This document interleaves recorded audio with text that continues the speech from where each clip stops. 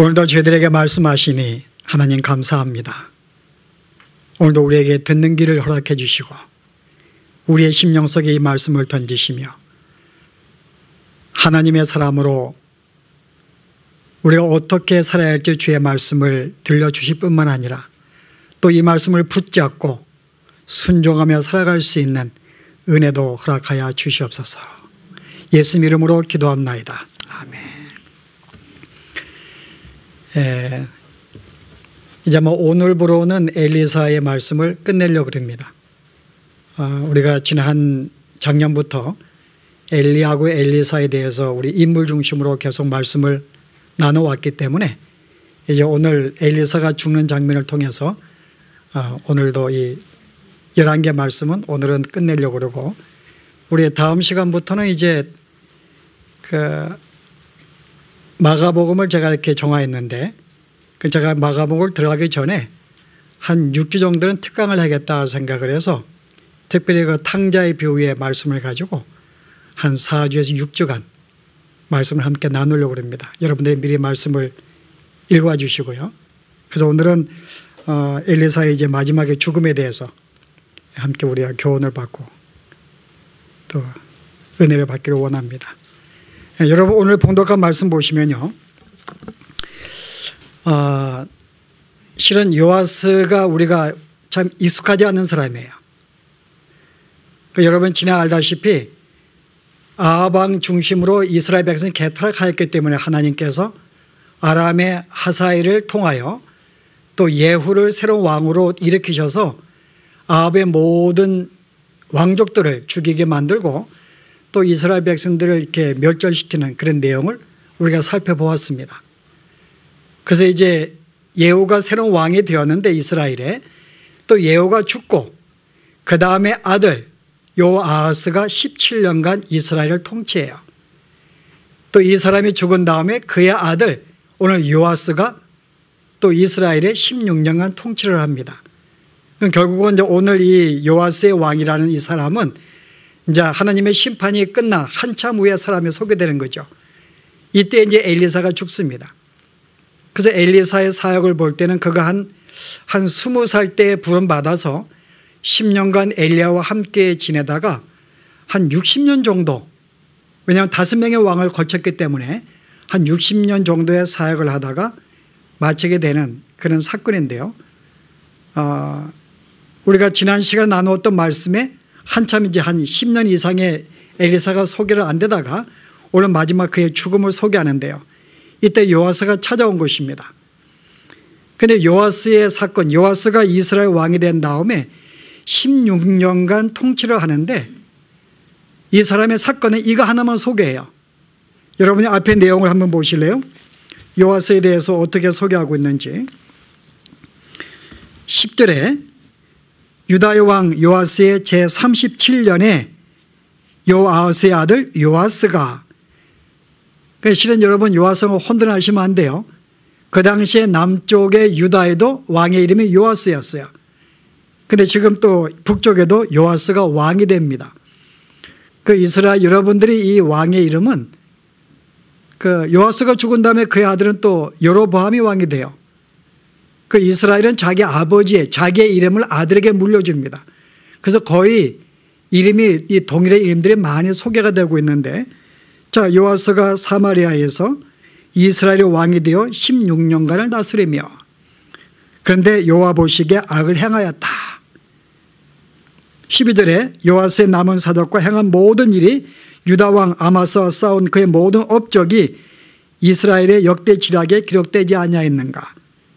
그 요아스가 그의 조상들과 함께 자매해. 그 실은 이 앞에 내용은 4절은 요아스가 왕이 되어서 16년간 통치를 했다. 그리고 그가 죽었다라고 소개해요. 그리고 오늘 다시 14절에 요아스의 한 사건을 소개합니다. 뭘 말하고 있는가 하면은 요아스가 16년을 통치하였는데 그중에 가장 대표가 되는 하나만 사건을 꺼내어서 오늘 소개하고 있는 거예요. 16년에 요아스가 산 이 통치의 왕으로서의 모든 사역을 많은 사건들이 있었지만 그 모든 사건들은 다 접어두고 딱 한 가지의 사건만 꺼냅니다. 그게 오늘의 사건이에요. 뭔가 하면은 그가 왕이 된 지 얼마 안 되었는데 이제 엘리사가 죽는다는 소식을 듣게 된 거예요. 그래서 마음에 겁이 난 거예요. 지금 이 당신은 지금 아람에 쳐들어와서 하사엘과 계속 전쟁 중에 있는 상태입니다. 그래서 많은 민족이 죽어가고 있고 자기의 백성들이 지금 계속 이 어떤 그런 상태에 놓였을 때 이스라엘의 유일한 마병, 그리고 유일한 힘이 되었던 자기들의 보호자가 엘리사인데 엘리사가 죽게 된 거죠. 그래서 마음속에 이제 이거 엘리사가 죽으면 어떡할까? 우리가 망하지 아니할까? 그 마음속에 두려움과 걱정 속에 오늘 엘리야사를 찾아온 것입니다. 그리고 이제 우는 거예요. 어떻게 하면 좋겠는가? 당신이 우리의 유일한 우리의 보호자인데 당신이 죽는다면 우리도 죽을 수밖에 없는 상황이 되는데 이제 이런 걱정 속에 있는 요아스에게 마지막에 이제 엘리사가 하나의 메시지를 줍니다. 뭐라 그래요? 왕이요, 활을 잡으소서. 그래서 당신이 지금 활과 화살을 잡으소서. 그리고 이제 창문을 향해서 북쪽을 지금 전쟁 중에 있는 우리 그쪽을 향하여 쏘소서 그럽니다. 그래서 왕이 활을 쏘았어요. 그랬더니 이제 엘리사가 이 뜻을 이야기합니다. 뭐라 그래요? 바로 이것은 하나님의 화살입니다. 당신이 이 적을 향하여 화살을 쏜 것 같이 하나님께서 당신 나라에 이스라엘의 화살이 되어서 결국은 전쟁을 승리하게 만들어 주실 것입니다. 그러니까 내가 죽는다 할지라도 걱정하지 마소서. 당신은 당신의 이 군사들 이 수만 가지고 싸운다 할지라도 전쟁에 넉넉히 승리할 수 있습니다. 왜냐하면 하나님이 함께 하시고 승리를 주시기 때문에. 그래서 그 마음에 위로해 주어요. 그리고 이제 구체적으로 또 하나의 말씀을 줍니다. 이제 왕이요, 또 하나 화살을 잡으소서. 그 화살을 잡았더니 어떻게 해요? 그를 땅에 치라 그럽니다. 그래서 그가 땅을 3번을 쳤는데 여기에 이제 엘리사가 분노하는 거예요. 제가 볼 때 어떻게 엘리사가 이렇게 분노할 수 있는가? 여러분 뭐 성경에 분을 내리지 말라 그랬는데 그러나 의로운 분노도 있습니다. 성경에 분을 여러분 내어도 죄를 짓지 말라 그랬지 분노하지 말라는 말씀은 없어요. 네가 분노해도 해를 넘기지 말라 그럽니다. 죄를 짓지 말라 그래요. 이런 점에서 우리가 어떤 마음속의 의로운 분노는 성경이 충분히 감당할 수 있는데 엘리사가 의로운 분노를 낸 거죠. 아니 왕이요, 어떻게 3번밖에 안 칩니까? 한 5, 6번을 치지. 만약 그렇게 치었다면 아마 당신의 아람의 모든 민족을 멸절을 시켰을 것입니다. 더 이상 아람 군대가 쳐들어오지 못하도록 그들을 완전히 멸망을 시켰을 터인데 3번밖에 안 쳤기 때문에 당신이 아람 군대를 3번만 치리이다. 3번만 승리하겠다는 거죠. 조금 더 쳤으면 완전히 멸망을 시킬 수 있을 텐데. 그 지금 엘리사는 지금 이 요아스 왕에 대해서 그 믿음으로 그가 응하지 못한 데 대해서 조금 더 믿음으로 그 당신이 조금 더 많이 치지. 그러나 우리가 여기에 좀 생각할 거예요. 아니 하나님이 만약에 아람을 완전히 칠 생각이었다면 좀 요아스의 마음을 좀 이렇게 하나님이 은혜를 주어서 더 많이 치게 만들어 주시지 왜 하나님이 감동을 주시지 않아 가지고 3번만 치게 만들었을까? 그리고 또 하나의 생각은요, 그럼 하나님이 아람 군대를 멸망하도록 하나님이 계획해 놓으셨는데 그게 요아스 그렇게 응답하지 못하여서 완전히 멸망하지 못한다는 것인가? 그러면은 하나님의 모든 계획들은 그 인간의 반응에 의해서 좌우될 수밖에 없는가? 아람 군대 하나님이 멸망시키기로 작정하셨다면 멸망을 시켜야 되는데 요아스가 3번밖에 반응하지 못했기 때문에 결국은 그 반응에 의해서 완전히 멸망하지 않거든요. 그럼 하나님의 계획은 인간의 우리의 반응에 따라서 좌지우지될 수가 있는가? 여러분 어때요? 하나님의 계획이 우리의 뜻에 따라서 좌지우지가 될 수 있을까요? 우리가 먼저 그것을 논하기 전에 여러분, 실제 여러분이 오늘 이 여기에 주는 포인트는 그가 뭐 이렇게 하나님이 왜 더 안 도와줬을까? 그런데 지금 초점이 아닙니다. 여기에 지금 주고자 하는 교훈은 당신이 조금 더 왜 믿음으로 반응하지 않았는가에 초점을 두고 있어요. 조금 더 믿음으로 반응했다면 조금 더 여호와의 말씀을 붙잡고 확실하게 반응을 보였다면 전쟁에 승리할 수 있을 텐데 여기에 초점을 두고 말씀을 하고 있어요. 그 당신의 믿음으로 반응을 보이지 못하였기 때문에 결국은 3번만 전쟁에 승리하게 될 것이다 라는 메시지입니다. 여러분, 그러면 여러분이 이 사건이 여기에 끝나지 아니하죠. 여러분 구약의 이스라엘 역사에 보시게 되면 이에 유사한 사건들이 많이 소개가 됩니다. 여러분, 그중에 하나가 기억나는 것이, 가장 대표적인 것이 이스라엘 백성들이 출애굽한 다음에 가나안 땅을 점령하는 문제 있어요. 알죠? 여러분, 이스라엘 백성이 가나안 땅에 출애굽한 다음에 시내산에 머물러서 그들이 이제 주의 말씀 받고 다시 이제 가나안 땅에 들어가기 전인데요. 그 모세가 12명의 정탐꾼을 불렀습니다. 가나안 땅에 들어가기 전에 그 12명의 정탐꾼을 40일 동안 점탕하게 만들고 돌아가게 만들었어요. 그런데 그중에 10명의 정탐꾼은 어떻게 보겠죠? 야, 우리는 점령할 수 없다. 우리 가서 보았더니 너무나 그들은 성읍도 견고하고 그들의 이 키도 우리에게 장대하기 때문에 결코 우리의 힘으로 그들을 쳐부실 수가 없어. 근데 그중에 2명이 여호수아 갈렙은 무슨 소리냐, 하나님이 그 땅을 우리에게 주었는데 그래서 우리가 쳐들어가면 우리는 그 땅을 가질 수가 있다, 믿음으로 들어가자 그럽니다. 그런데 이스라엘 백성들은 10명의 정탐꾼의 말에 귀를 기울이고 그들은 울면서 하나님을 원망하고 모세를 원망하는 거예요. 왜 우리를 여기에 해방을 시켜서 출애굽시킨 다음에 광야에서 죽게 만들려고 우리를 불러내었는가. 다시 돌아가자는 거죠. 그래서 그들이 말하기를 우리가 다시 한 명의 지도자를 세워서 다시 돌아가자 애굽으로 라는 말이 나옵니다. 그래서 하나님 여기에 분노하세요. 그 여기에 이스라엘 백성들이 만약에 그들이 믿음으로 그들의 이 말씀을 받았다면 여러분 어땠을까요? 이스라엘 백성이 가나안 땅에 들어갔을까요? 들어갔죠, 여러분.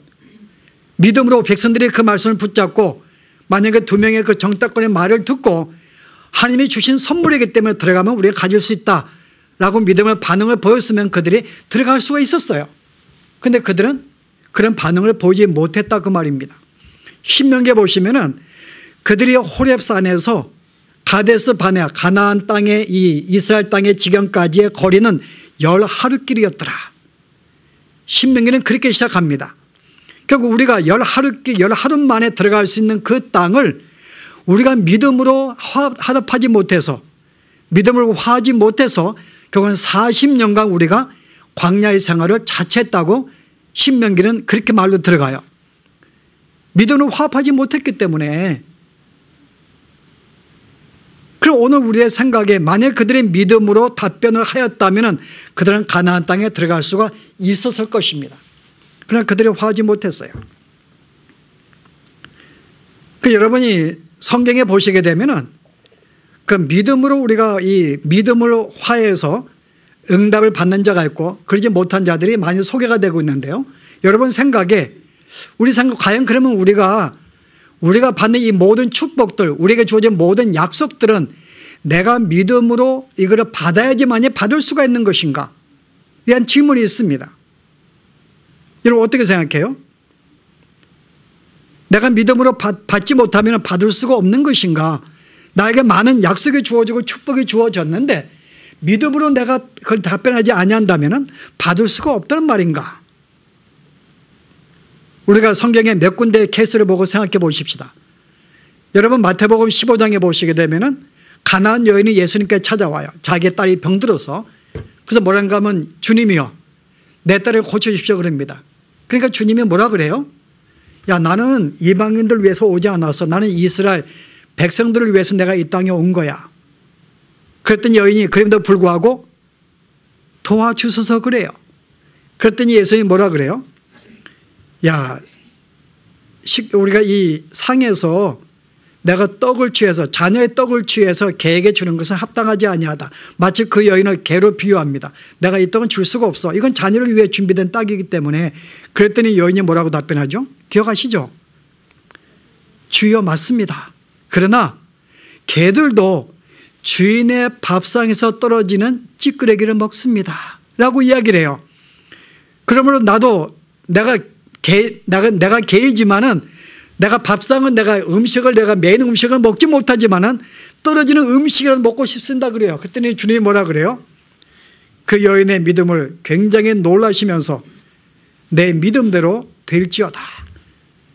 그래서 그 중간에 그 딸이 병을 낳습니다. 15장에 그런 말씀이 소개가 돼요. 여러분 그 8장에도 여러분 유사한 사건이 나와요. 로마의 당시에 이스라엘 백성이 식민지 가운데 있었는데 로마의 백부장이 자기의 하인이 병든 거예요. 그래서 하인의 병 낫기를 원해서 예수님께 찾아옵니다. 그래서 선생이요, 지금 내 하인이 병들었는데 좀 고쳐주소 그럽니다. 그랬더니 예수님께서 고쳐주겠다 그러고 함께 가자 그럽니다. 그랬더니 백부장이 뭐라고 반응해요? 아니 오실 필요가 없습니다. 나도 내 상관을 모시고 있고 나에게도 부하들이 있는데 내 부하들은 내가 가라 그러면 가고 오라 그러면 옵니다.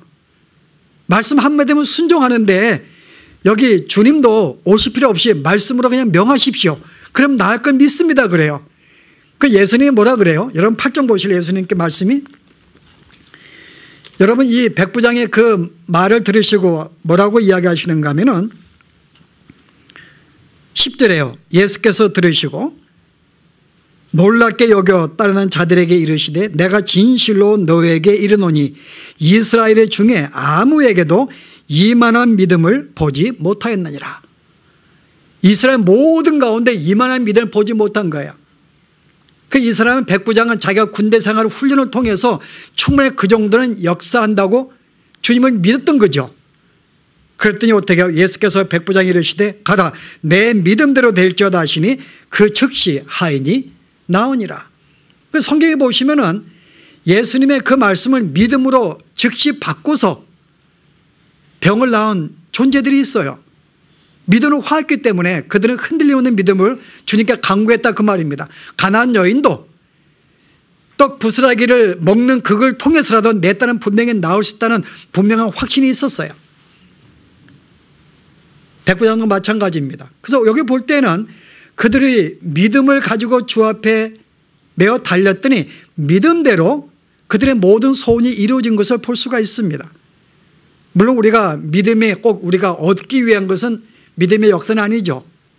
때로는 믿음은 우리가 다른 방향으로도 나오기도 합니다. 여러분 아브라함은 자기가 116세에 자기가 100세 난 아들 이삭을 하나님께 바치라고 그럴 때 그 아들 이삭을 바쳤어요. 여러분 그 성경은 그를 대단한 믿음이라고 소개합니다. 여러분 우리도 이와 같은 믿음이 있으면 얼마나 좋겠냐고요. 아니 우리는 이런 믿음을 갖기를 소원합니다. 여러분 실제요. 근데 우리가 문제는 뭔가 하면은 이 믿음이 그냥 하나님의 선물로 주어지는 것인지 아니면 내가 노력해서 얻는 것인가에 대한 문제입니다. 여러분 어떻게 생각하신대요? 아브라함의 그 믿음이 아니면 여기 오늘 백부장의 그 믿음이 하나님의 선물로 주어져서 받은 것인지 아니면 내가 노력해서 내가 믿음으로 노력하고 해야지만이 내가 얻게 되는 것인지 이게 오늘 우리가 가져야 할 질문인 것입니다. 여러분 어떻게 생각하신대요? 여러분이 살아오시면서 선물로 받으셨어요? 아니면 내가 노력해서 얻으셨어요?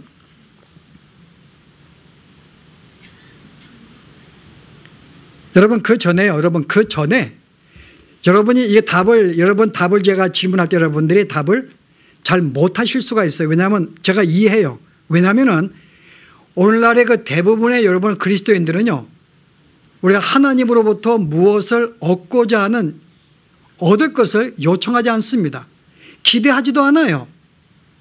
오늘 대부분의 성도들은 뭔가 내가 이 땅에서 하면 필요한 것들을 정말 예수님께 간청하고 있는가 볼 때는 대부분의 성도들이 간청하지도 않고 기대하지도 않고 있다는 거죠.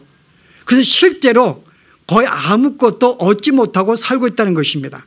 그리고 그냥 그렇게 사는 것으로 만족해요. 그냥 성도들이 이렇게 살아가는가 보다. 이제 주 앞에 간구할 때 간구한 만큼 역사가 벌어지는데 우리의 삶 가운데 별로 기대도 안 하고 요청하지 않기 때문에 그냥 그럭저럭 살아간다 그 말입니다. 여러분 무엇이 문제인 줄 알겠죠? 실제 성도들이 거의 간구하지 않고 있다는 거예요. 실은요 내가 말로는 주님은 우리의 모든 것을 채워주십니다. 나의 능력이십니다. 실제 우리가 고백하고 마음에 가지고 있음에도 불구하고 실제 삶의 현장 속에서는 내가 주 앞에 요청하지 않아요. 그리고 뭔가 주님으로부터 내가 무엇인가 얻기를 기대하지도 않는다 그 말입니다. 이게 오늘 우리 삶의 현장이에요. 그래서 오늘 내가 이렇게 질문할 때 여러분 답변하기가 주시는가? 내가 해봤어야지. 내가 기도 안 하고 있는데. 여러분 실제 저는 대부분의 성도들이 그냥 이렇게 기대하지 않으면서도 그냥 살아가는데 제가 볼 때는 여기에 이렇게 습관이 되고 만족이 되는 것 같아요. 그냥 별로 불편함 느끼지 않고. 근데 진작 성경은 무엇을 제가 하고 있는가 하면은 내가 별로 믿음이 없어요. 그 믿음이 내가 없다 할지라도 별로 내가 불편함을 못 느낍니다. 무슨 말인가 하면은 우리는 믿음으로 성장해야 돼요. 근데 내가 믿음으로 성장하지 않는 것, 내가 점점 어떤 신앙의 열매를 맺지 못하는 것, 내가 마음속에 확신이 없이 살아가는 것, 그래서 내 마음속에 어떤 기쁨도 내가 별로 없는 것, 마음의 평강도 별로 없는 것, 그냥 거기에 머무르면서 만족하며 살고 있다는 거죠. 우리는 우리의 적은 믿음에 대해서, 우리의 어떤 열매가 없음에 대해서, 확신이 없음에 대해서, 어떤 내 마음속에 성장하지 못함에 대해서 별로 고민하거나 별로 거기에 대한 문제의식을 별로 못 느끼고 있어요. 그냥 대강 이 정도의 상태를 만족하며 살고 있다는 거죠. 그래서 우리에게는 별로 역사가 벌어지지 않는 거예요. 오늘 성경에 오늘 분명히 오늘 뭐라 그래 지금요? 오늘 여기에 이 요아스가 실제 믿음으로 그가 더 몇 번을 더 쳤더라면은 정말 이 아람 군대를 쳐볼 수가 있음에도 불구하고 3번만 친 것 때문에 실은 엘리사가 책망을 해요. 어떻게 3번만 칠 수 있습니까? 조금 더 반응을 보이지. 우리는 하나님의 은혜를 왜 안 주었는가? 오늘 이 주제는 거기 아닙니다. 오늘 엘리사가 말하고 있는 것은 왜 거기에 걸맞는 믿음의 반응을 보지 않았는가에 초점을 두고 지금 안타까워하고 있는 거예요. 조금 더 믿음으로 반응을 보였다면 승리할 수 있었을 텐데. 근데 결국은 그가 3번만 전쟁에 승리하는 것을 그 다음에 여러분 소개해요. 3번만 승리합니다. 결국 이제 이 하사엘이 죽고 그의 아들 베나데시 왕이 되었는데 그와의 전쟁 속에 3번의 전쟁을 나갔는데 3번의 전쟁 가져왔다고 그 다음에 소개를 하기 때문이요. 조금 더 반응을 보이지. 그래서 오늘 성경이 우리에게 주는 포인트는 뭔가 하면은 우리가 우리의 삶 가운데서 믿음으로 우리가 삶을 반응을 보이지 못하고 있기 때문에 오늘 우리의 삶이 이 정도의 삶을 살고 있음을 오늘 이야기해 주고 있어요. 그러니까 우리의 주어진 결과들은 하나님 비록 우리에게 약속을 주었음에도 불구하고 그 약속이 그냥 은혜로 그냥 무조건 주어지는 것이 아니라 거기에 내가 믿음으로 내가 반응하지 아니할 때 믿음의 반응에 따라서 내 결과가 그만큼 주어지기도 하고 더 많이 주어지기도 한다는 거죠. 오늘 성경은 얘기된 교훈입니다. 그래서 우리가 얻지 못하는 것은 우리가 구하지 않기 때문에요. 여러분 제 말씀이 아니고 야고보가 그렇게 이야기를 해요. 여러분 야고보 4장에 보시게 되면 뭐라 그래요? 4장의 2절 말씀인가요? 너희가 얻지 못하면 구하지 아니하기 때문이요. 왜 우리가 얻지 못하고 있는가? 구하지 않고 있기 때문에 구체적으로 안 구하니까는. 그러면 어떤 분은 그래요. 내가 열심히 구했는데 그런데 왜 안 주실까? 여러분 가운데 누가 대표적인 분일까요? 또 지적하면 또 자존심 상할 수가 있는데 그렇게 열심히 구했는데 왜 안 주실까? 그 다음 보세요. 3절에 구하여도 받지 못하면 정욕으로 쓰려고 잘못 구함이니라. 우리 하나님 분명히 약속해줘. 내가 구하면 준다고 분명히 약속합니다. 그건 너희가 구하지 않기 때문에 너희가 받지 못하는 것이다. 첫째 전제가요. 그런데 왜 또 근데 내가 구했는데 네가 하나님의 나를 위하지 아니하고 너의 육신의 정욕의 만족을 위해서 구하기 때문에 내가 너를 위해서 안 주는 거야 라고 말하고 있는 거예요. 그러나 우리가 믿음 가운데서 정말 우리가 바른 마음을 가지고 구한다면 왜 주시지 않냐 그 말입니다. 근데 너희가 구하지 않으니까 안 주시는 거죠. 구하지 않으니까는. 이게 오늘 우리의 삶의 현장입니다. 우리가 구하지 않고 있다는 거죠. 믿음으로 살고 있지 않다 그 말입니다. 여러분 성도가 만약에 믿음으로 살지 않는다면 어떤 일이 벌일까요? 여러분 교회가 우리가 성도가 성도자워지려면 여러분 어때야 돼요? 성도다운 삶을 살아야 돼요. 여러분 말이 어려운가요? 여러분 실제 우리가 교회가 교회다워지려면 우리가 성화가 돼야 됩니다. 성화는 점점 거룩해지고 하나님의 자녀의 삶을 살아가는 것, 이게 성화, 성장의 과정입니다. 그러니까 우리가 교인에게 성장이 없다면 어때요 여러분? 교회는 교회다워지지 못하는 거예요. 왜 오늘날 교회들이 왜 사람들에게 욕을 먹고 우리가 지금 교회가 덕을 세우지 못하는 것에 대해서 성도가 성도다운 삶을 살지 못하니까요. 성화가 안 되고 있다 그 말입니다. 무슨 말인가 하면은 여러분 성화는 거저되어질까요 여러분? 여러분 이 성경의 말씀은 어디에 초점이 있는가 하면은 내가 예수를 믿고 구원받는다 사실입니다. 그런데 오늘 여러분 신약의 모든 성경은 구원에 초점이 있지 않아요. 성경은 믿는 자를 위해 쓴 것입니다. 내가 예수를 믿고 구원받은 그 이유를 지금 다루고 있는 거예요. 내가 예수를 믿었는가 구원받았는가, 그러면 구원받은 자로서 내가 점점 하나님을 닮아가 거룩한 삶을 사는 것, 여기에 초점이 있습니다. 다시 말해 성경은 우리에게 성화에 초점이 있는 거예요. 이미 우리 예수 믿고 구원받았으니까요. 그럼 구원받는 건 신앙생활의 시작이라 그 말입니다. 그런데 오늘 성도들이 예수를 믿고 구원받은 것으로 이게 신앙생활의 시작인데 여기로 끝나버린 거예요.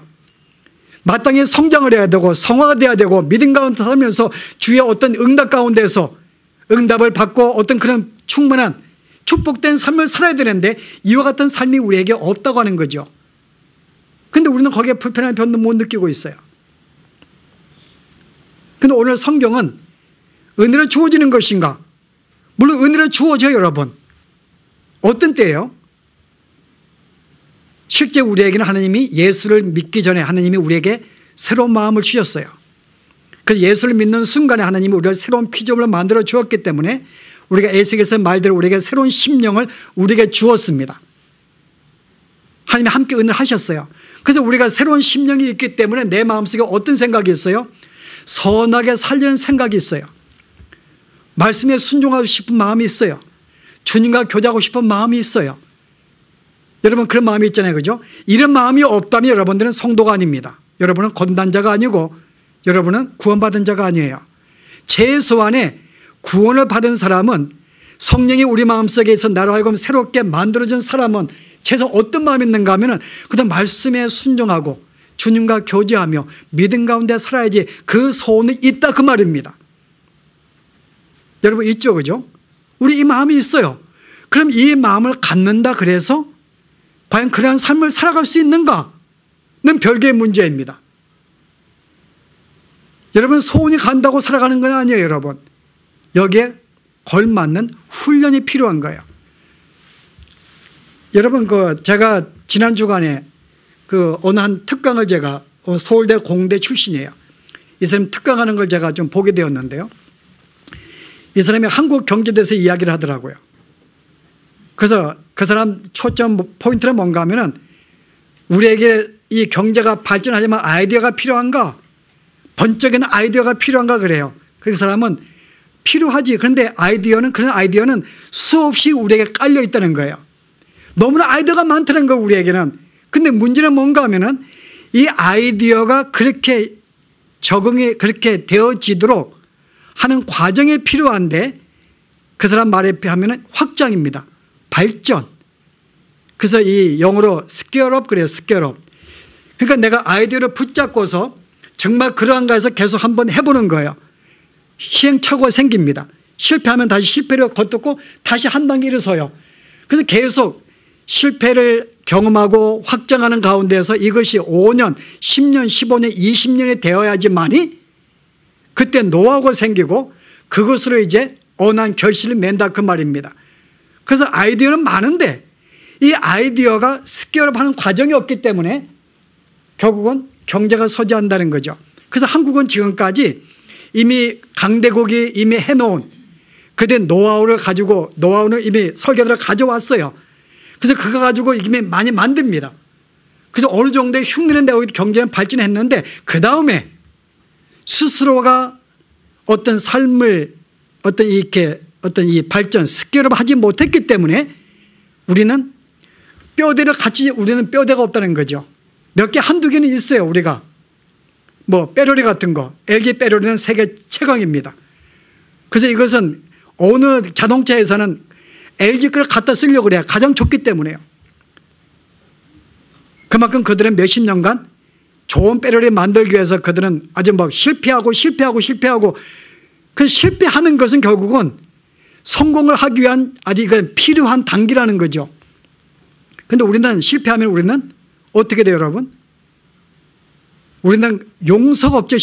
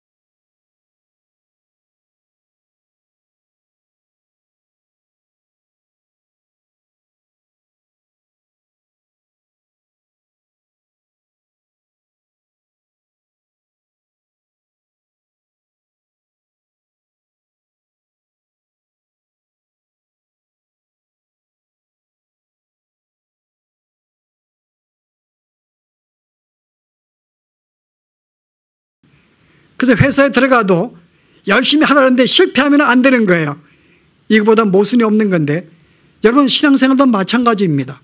우리는 예수를 믿는 것, 내가 주님은 살아계신 것, 내가 주 앞에 의지하고 사는 것은 복된 삶인 것 다 알고 있어요. 모르는 거 아닙니다. 이 아이디어가 넘치고 있음에도 불구하고 왜 우리의 삶의 변화가 없는가?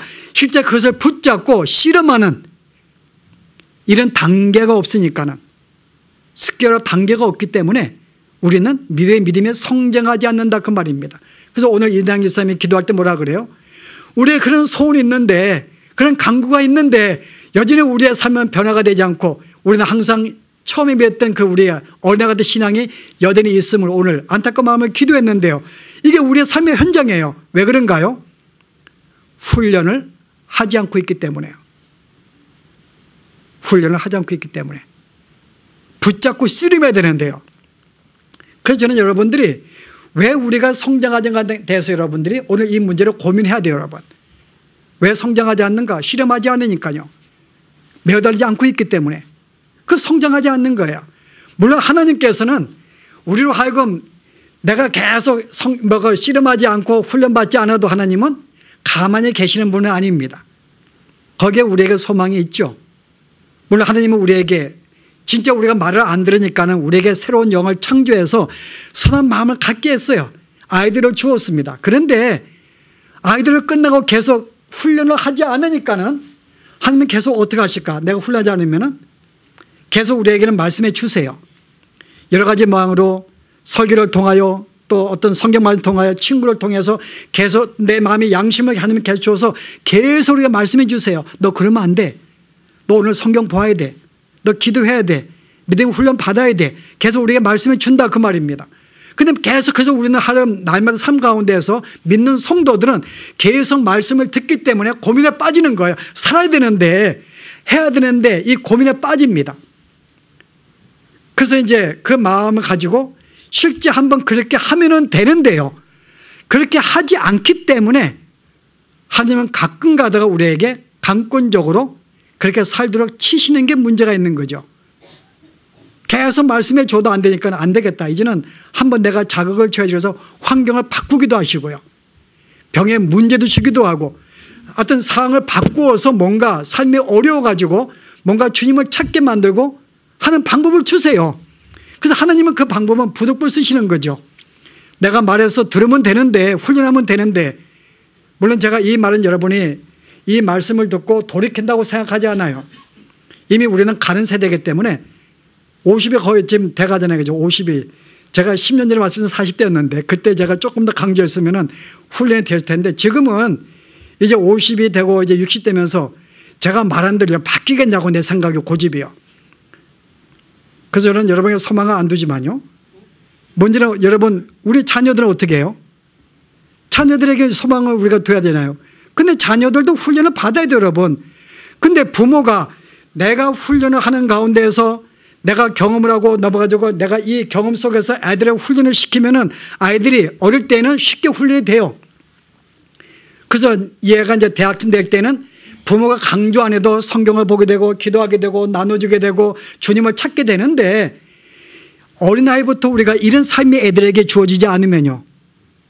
아이들은 커가지고 설교된다고 우리가 기도합시다 한다고 여러분 훈련이 안 돼 있는데 대학생 때 그래 기도가 좋은 것이지 알고 있는데 그 애가 여러분이 성경을 보겠냐고요. 근데 우리 아이들은 소망이 있어요. 지금 아이들은 가르치면 됩니다. 대학교 가면 늦어요, 여러분. 그 지금부터 여러분 붙잡고 해야 돼요. 그러기 위해서 여러분들이 내가 나를 위해서는 못하더라도 내 자녀를 위해서 여러분이 아이들에게 붙잡고 함께 성경을 보고 함께 기도하고 말씀을 가르치는 거 하지 않으면 여러분이 우리 아이들도 나중에 훈련받지 못했기 때문에 대학생 되면은 그냥 그래 설교 들으면 그래야지 그래야지 하다가 그냥 끝나면 나가면 끝나는 거예요, 여러분. 우리 같이 이게 우리의 악순환입니다. 저는 그래서 오늘 우리가 어떻게 하면 좋을까? 정말 내가 믿음으로 살면 오늘 성경 말씀대로 믿음으로 화하면은 정말 주어진 모두 언약의 축복도 나에게 주어질 터인데 내가 주 앞에 내가 안에서 결국은 매를 맞고 끌려가서 어쩔 수 없이 끌려가서 주 앞에 응답한다면은 물론 하나님은 그렇게 만들어 가실 것입니다. 오늘 그 여러분이 마지막에 내용이 뭔가 하면은 결국 엘리사가 죽은 다음에 어떻게 했어요? 시체가 되었는데요.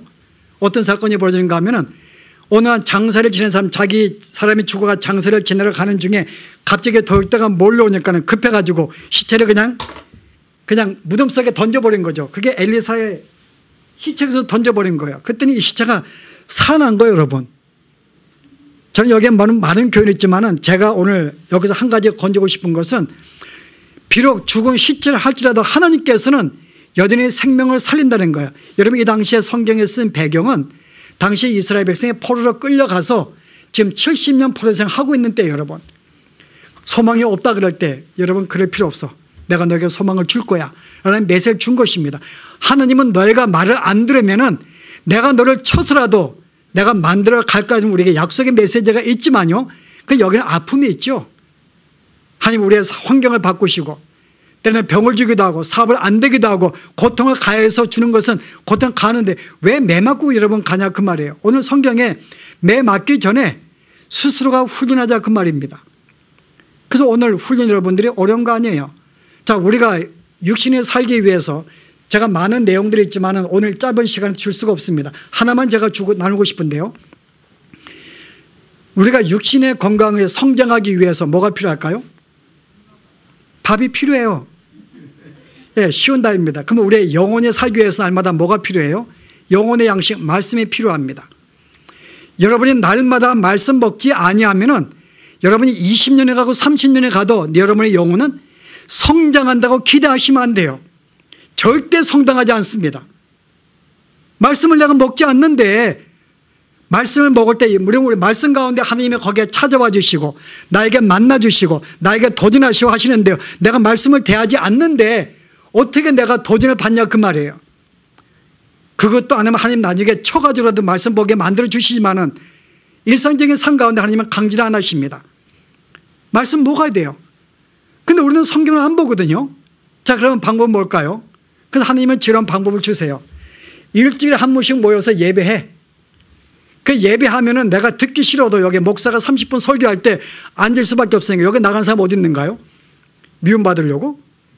그 30분 들을 수밖에 없는 거 하나님은 그렇게 하시는 거예요. 강권적이라도 물론 그래서 강권이 하나님의 은혜죠. 하나님은 우리에게 말씀을 이렇게 주세요. 수요일 날 통해서 말씀을 주십니다. 그래서 우리는 최소한의 교회가 어떤 주일을 통해서 수요일을 통해서 말씀을 하나님 듣게 만들어 주세요. 그러나 그것까지는 안 된다 그 말입니다. 두 번, 여러분 30분 여러분 된다고 우리가 영원히 되는가요? 안 돼요. 날마다 양식을 먹어야 돼요. 그래서 안 돼서 목자 모임을 갖는 것입니다. 그 모임에 한 번도 또 말씀을 주지 아니할까 하나님은 그 방법을 주시는 거예요. 그러나 여러분이 우리가 그거는 하나님께서 우리에게 만드는 과정이지만요. 여러분 그렇지 아니에요. 여러분이 주중 가운데서 여러분이 말씀을 먹으셔야 돼요. 여러분 갑자기 1년 360일 한 번도 말씀을 대하지 않는 분에게 날마다 말씀 먹자 이것은 엄청난 부담이죠. 재미도 없으니까는.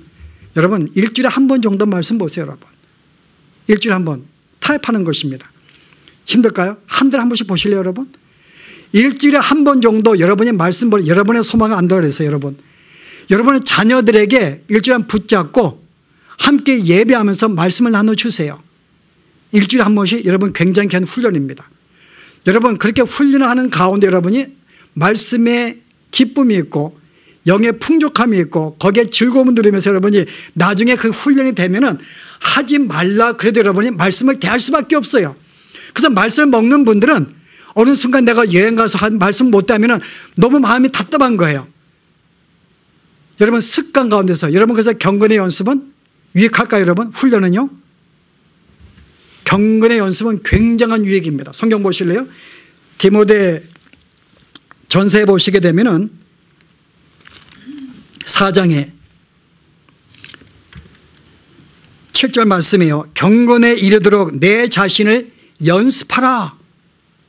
경건에 연습하라 그럽니다. 육체의 연단은 약간의 유익이 있으나 내가 육체도 날마다 운동을 하게 되면은 그래도 육체가 건강에 있어요.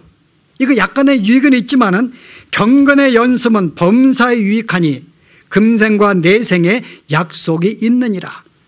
훈련은 경건의 연습이 필요한 거예요. 그래서 우리는 내 몸을 쳐서라도 그래서 바울이 뭐라고 그래요 여러분? 제가 한 군데 볼게요. 그 디모데전서 9장인가요? 26절에 그러므로 나는 다른 바 할지라기를 향방 없는 자 같이 아니하고 싸움하기를 허공을 치는 것 같이 아니하며 내가 내 몸을 쳐 복종하게 함은 내가 남에게 전파한 후에 자신이 도리어 버림을 받을까 두려워함이니라. 내가 내 몸을 쳐 복종케 함은 우리의 육신은 아직도 구원받지 못했기 때문에 어떤 마음이에요? 스스로 하나님을 여러분 떠나려고 그래요. 무슨 말인가 하면은 여러분 죄라는 것은 형태가 아닙니다. 도덕질하고 간음하고 형태가 이거 죄의 본질이 아니에요. 죄의 본질은 스스로 하나님께 내가 독립을 해서 내가 자존하기를 원하는 것, 내가 스스로가 주인으로 사는 것. 여러분 이게 죄의 본질입니다. 그래 인간은 스스로가 하나님을 잊어버리고 하나님의 내가 저버리고 내 스스로가 인생의 주인 되어서 사는 것, 이게 우리가 갖는 우리의 죄성이에요. 우리는 그렇게 살기를 육체는 항상 우리에게 원하는 거예요. 내가 주인 되어서 살도록 주님 잊어버리고 주님 의지 안 하고 동행하지 못하도록 육신의 일입니다. 그런데 이 마음이 내가 날마다 친다는 거예요. 이 육신이 사단은 한 번도 계속 나에게 공격하고 계속 건드리기 때문에 내가 여기에 지지 않기 위해서 날마다 내 몸을 친다고 이야기해요. 그 내 몸을 굴복시켜서 오늘도 성경 보기 싫은 거 성경 보게 만들고 오늘도 내가 기도하기 싫은 거 기도하게 만드는 것은 뭐예요? 내가 나를 친다고 말합니다. 그래서 바울은 스스로가 자기의 삶을 자기의 몸을 쳐서 경건의 연습을 했다는 거예요. 신앙에. 그래서 유익하다 이것은. 그래서 우리가 이런 삶 가운데 오늘 메시지는 우리의 모든 삶의 풍성한 축복은 내가 믿음으로 내가 주 앞에 반응을 보인 것만큼 살게 되어 있습니다. 그 내가 구하지 않는 것은 내 믿음이 없기 때문에. 그래서 우리가 열심히 구하고 믿음으로 살면은 정말 풍성한 놀라운 축복을 받게 되어 있는데 오늘 이 삶을 위해서는 우리가 그냥 되지 아니하죠. 성화의 단계, 성장의 단계. 여러분 이것은 훈련이 필요하고 여러분이 내 몸을 치는 작업이 없으면은 우리는 10년이 가도 내 신앙은 내가 마음만 가져요. 그렇게 좋겠는 걸. 그러나 절대 변화가 없습니다. 그래서 우리는 평생 괴로워하다가 살다가 끝나는 거죠. 물론 그래도 구원은 받아요. 어쩔 수 없죠. 구원은 주는 거니까. 하나님 은혜인데. 그러나 우리는 그 구원의 기쁨을 누리지 못, 천국을 소유했지만은 천국의 맛을 누리지 못하고 사는 거야. 날마다 끓을 걸, 먹을 걸, 성경 볼 걸, 그러다가 꼴 하다가 괴로워하다가 사는 거죠. 그래서 오늘 우리에게 약속해 주십니다. 내가 믿음으로 답하면은 너의 모든 것이 하나님 주신다는 거죠. 여러분의 사업도, 여러분의 건강도, 모든 것 주시는 것 하나님의 약속입니다. 여러분 구하시기 바랍니다. 그러나 그냥 쉽게 구하지 않는데 신앙의 훈련이 되지 않으면 구하지 못해요. 그 여러분이 항상 구하시기 바랍니다. 훈련입니다.